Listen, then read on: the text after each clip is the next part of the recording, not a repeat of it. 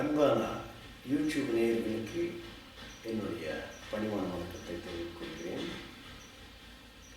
இந்த வீடியோவில் மனித சமுதாயம் சந்திக்கின்ற ஒரு முக்கியமான பிரச்சனை பற்றி நாம் பார்க்க போகிறோம். அது பித்ருதோஷம் என்பது.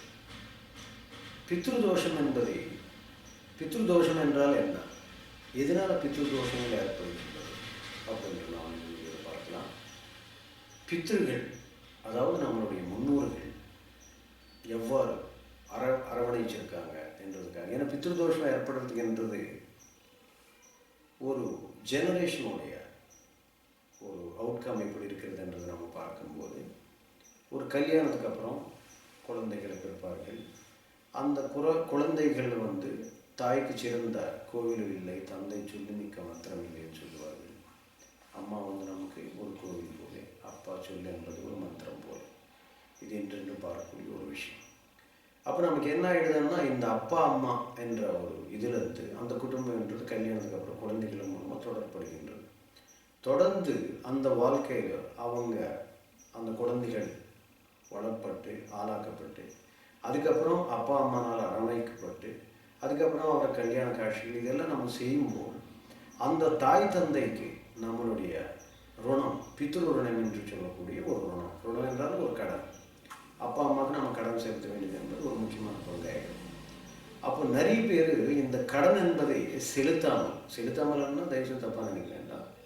அவங்களே ஒரு காலகட்டத்துக்கு அப்புறம் சில குடும்ப சூழ்நிலைகளுக்காக அல்லது தன்னுடைய மனைவி மக்களுக்காக அந்த பித்ருகள் புறக்கணிக்கிறார்கள்.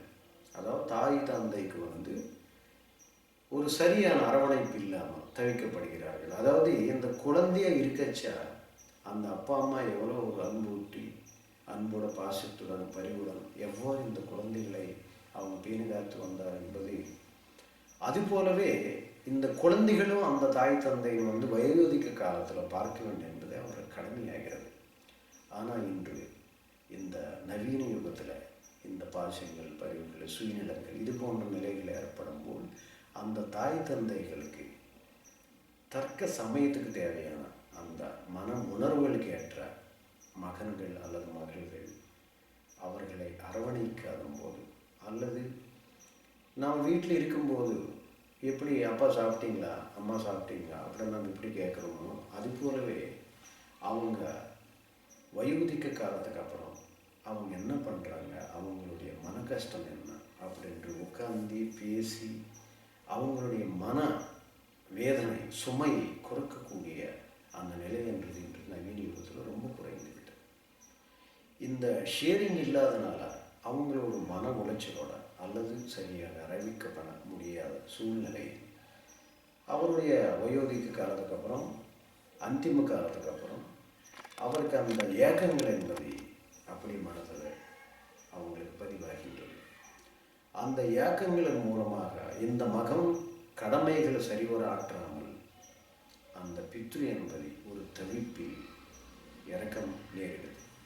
அந்த இறந்ததுக்கு பிறகு அந்த பித்ரு அந்த ஏக்கங்களோட, அந்த உணர்ச்சிகளோட, உணர்வுகளோட அவர் இறந்து போனதுனால நம்மளுடைய குடும்பத்தில் மகன் இப்படி பண்ணியிருக்கிறாரே, மகள் இப்படி பண்ணியிருக்கிறாரே அப்புறம் அந்த ஏக்கத்தோட அவருடைய ஒரு மன திருப்தி அடையாத நிலையில் அந்த ஆன்மா என்று உடலை விட்டு செல்கிறது.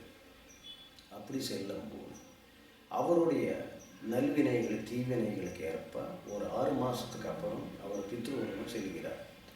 அந்த 6 மாதத்துக்கு அப்புறம் அந்த பித்ருவலகத்துக்கு சென்ற அந்த பித்ருகளுக்கு சரியாக நம்ம அரவணைக்காமல், அவருடைய திதிகள் சரியாக கொடுக்காமல், அவங்களுடைய திதி நிறைய பேருக்கு ஞாபகம் இல்லாமல் பல வருஷங்கள் விட்டுட்டு இப்படி நம்ம உயிரோடு இருக்கும்போது அந்த ஒரு மனிதருக்கு எப்படி ஒரு மரியாதை செலுத்துகிறோமோ அந்த ஒரு மரியாதையை தவறு வீறுகிறார்கள். அதுக்காக வேண்டி இந்த லட்சக்கணக்கான பேருக்கு இந்த பித்ரு தோஷங்கள்